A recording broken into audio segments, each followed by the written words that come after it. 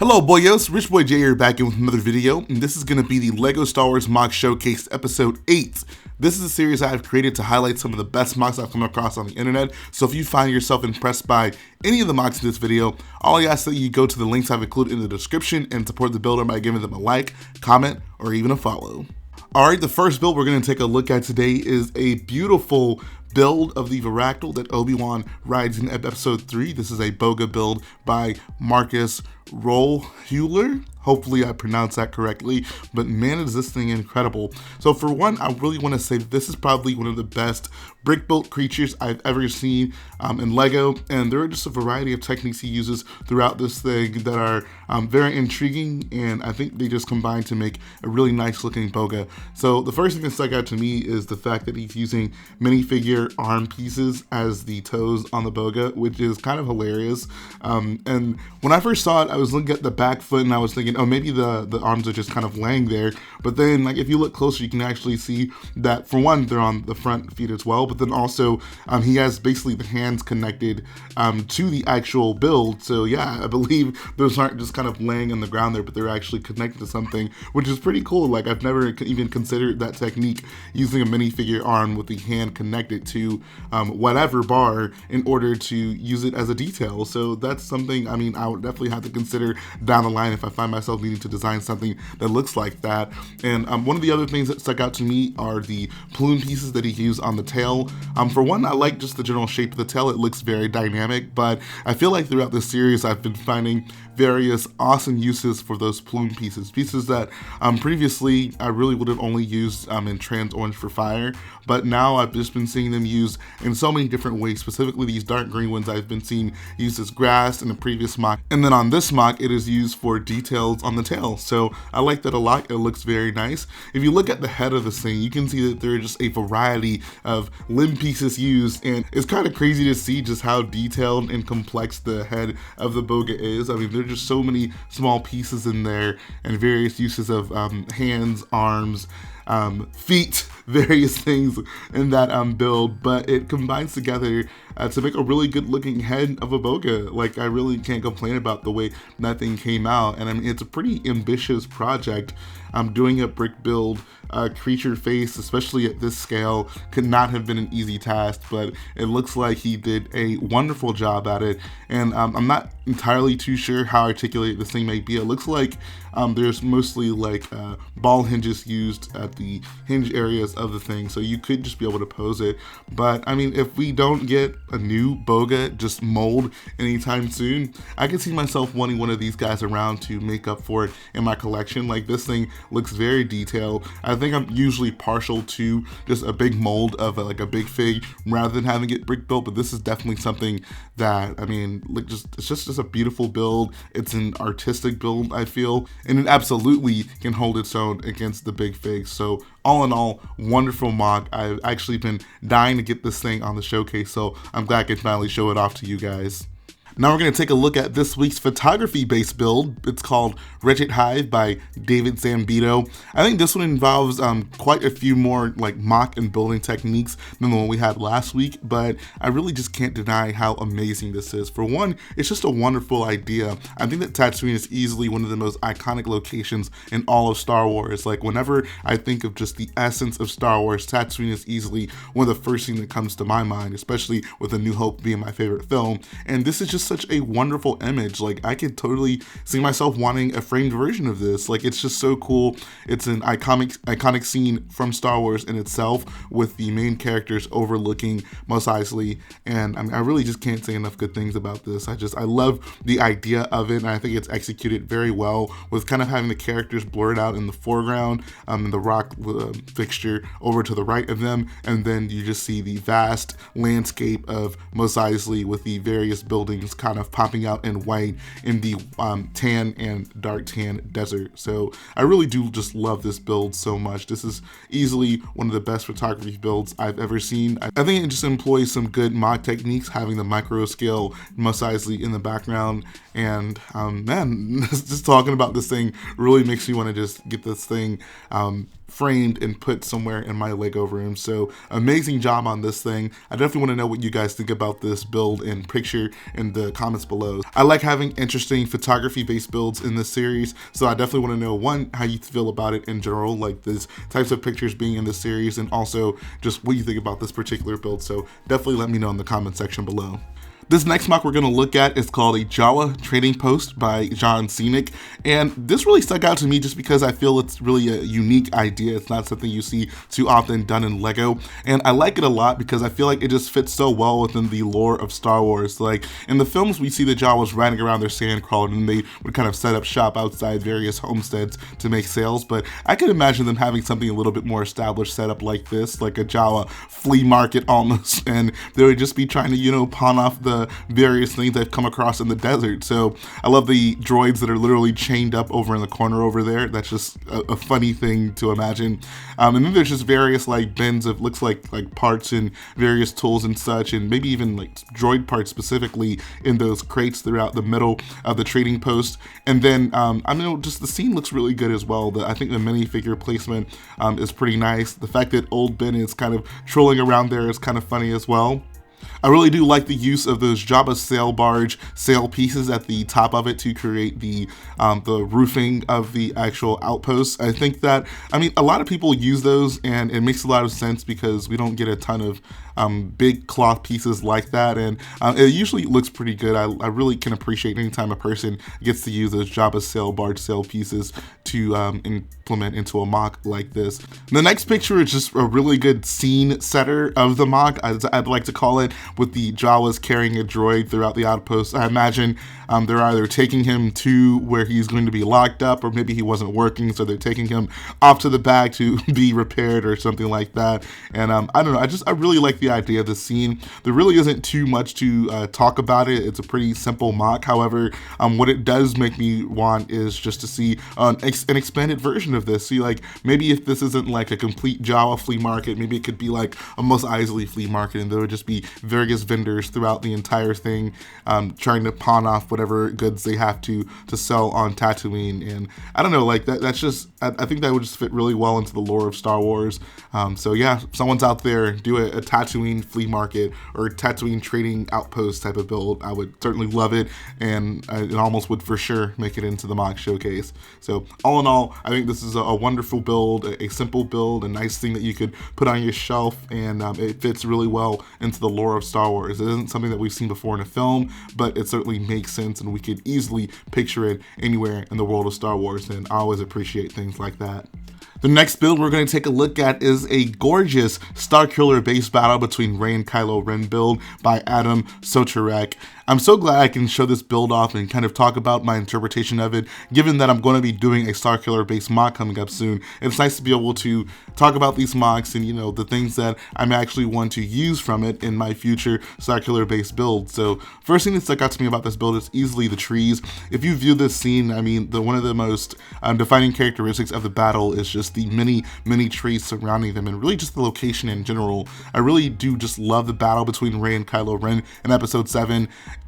Partly because of just the dynamic between the two characters. I think that they really did a good job in making the action flow very well with just the combat of the lightsaber battle. But then also a big part of that is because of the location in itself. Seeing the red and blue lightsabers reflect off of the surface of the snow just creates a beautiful aesthetic. And while he doesn't have glowing lightsabers in this MOC, I think he really captured the essence of the battle very well in his build. So I mean, the trees just look absolutely wonderful, and I mean, there's once again lots of minifigure limbs parts used in them. So I mean, clearly I've just been skimping out on using minifigure limbs and various limbs and builds, because these guys are just doing some really nice, great creative things with them. So I'll have to like look into my minifigure limbs parts bin more often when trying to figure out solutions to builds.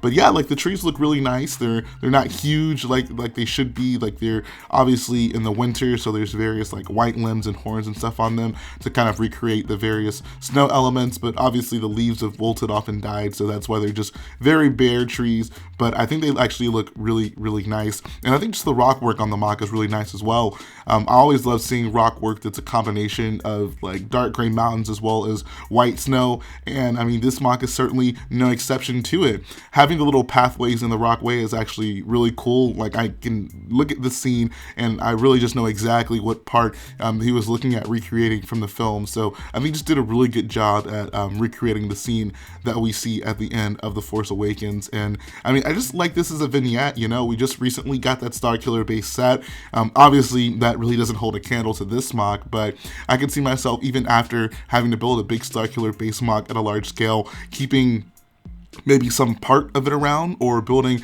a vignette around this size just to keep, because I really do like that battle so much. The only thing missing from this MOC is a sleepy Finn laying somewhere in the snow. Obviously at this point in the battle, Finn would be quite a bit ways away from where they're actually fighting, but I think that could have been a funny addition to it. But I really can't complain too much about that. This build altogether is really nice, and like I said, I could see myself wanting a vignette of this battle somewhere in my collection. So wonderful job, man. I'm so glad that I'm coming across more Starkiller based builds, because I'm just looking for different sources of inspiration for new creative things that people have done, because I'm gonna have to build a lot of this in my future MOC. All right, this week's premiere build is gonna be, well, 5 builds actually. This guy is an absolute madman. These are the Ace pilot ships in Star Wars Resistance, built by Mansur Soeleman. Hopefully I pronounced that correctly, but these things are just incredible. I mean, it really came out of nowhere. I actually didn't even know that he was working on all 6 of these from the show, and it just seems like he put an immense amount of detail and care and attention into every single one of these builds, and I really think that's a telltale sign of a great builder and a gifted builder. So I have 6 of these things to get through. I don't want to spend too much time on any given one, but I do want to get through them all, so let's go ahead and dive into the first one.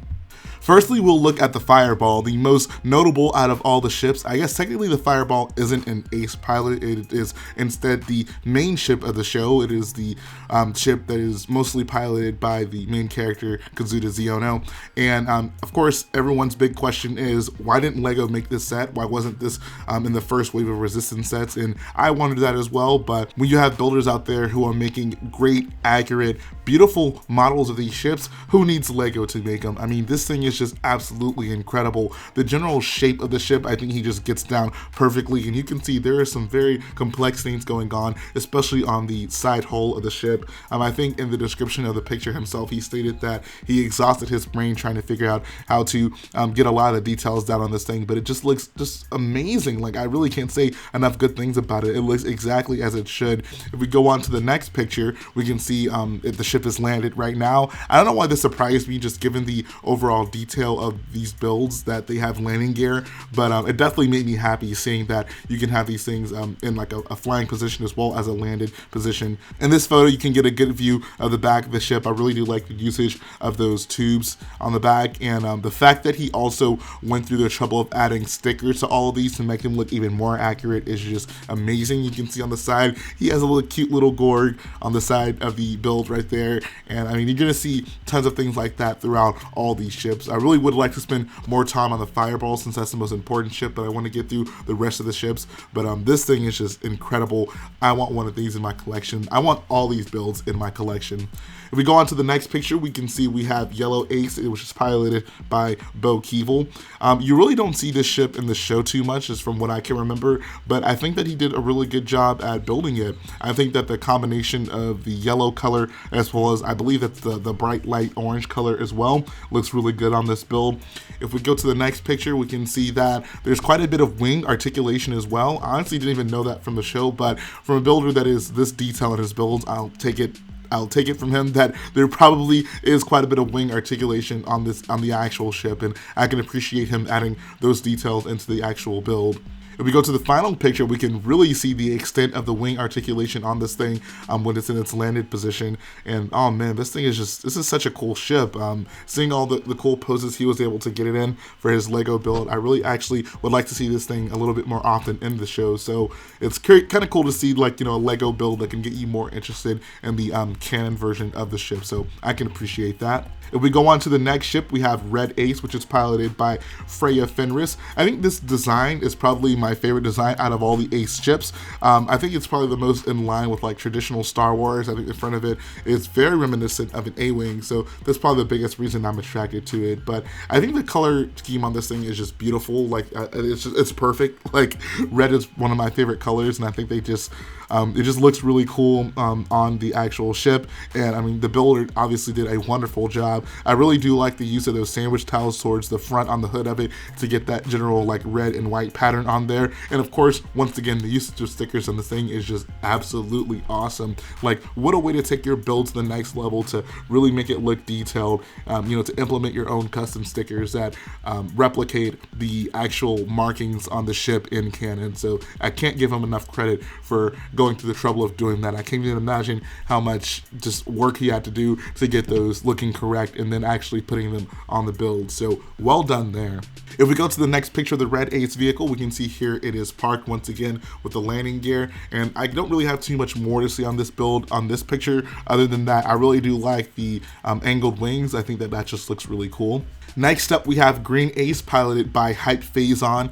I also like the color combination on this build. It really reminds me of Mahanic's Pod Racer.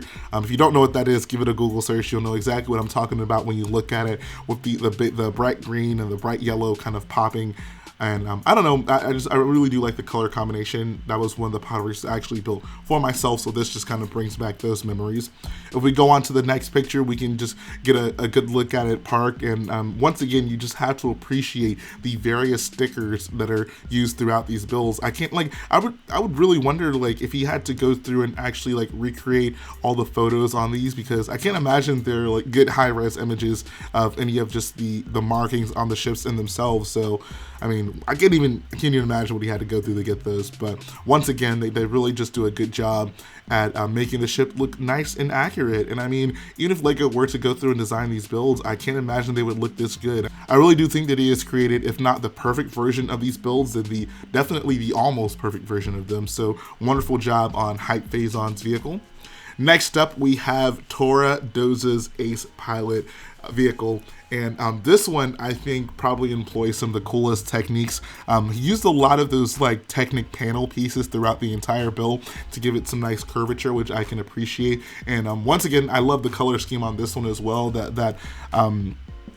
Next up, we have Tora Doza's Ace Pilot vehicle, and this one I think probably employs some of the coolest techniques.